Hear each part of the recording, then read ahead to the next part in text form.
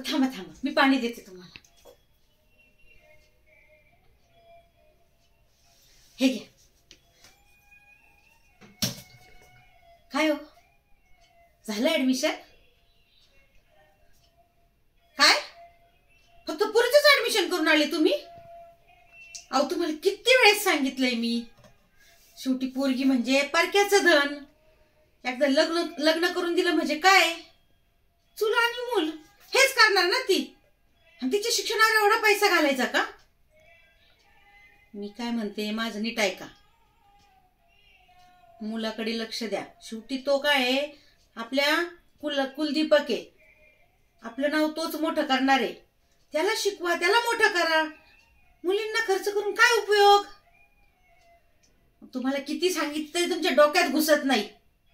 नाहीतर एक काम करा, ते दिलीप भाऊजी आहेत ना, त्यांच्या व्यवसायामध्ये ना तुम्ही पैसे अडकवा.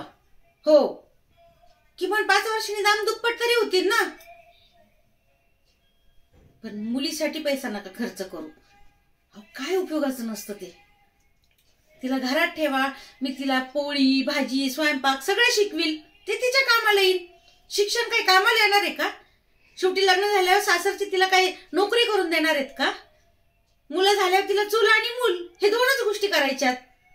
त्यामुळे माझं ऐका, मुलगी ही परक्याची धन असते आणि तिच्यासाठी पैसा खर्च करायचा नाही. शिक्षण फक्त आपल्या मुलाला भेटेल, मुलीला नाही. समजलं का?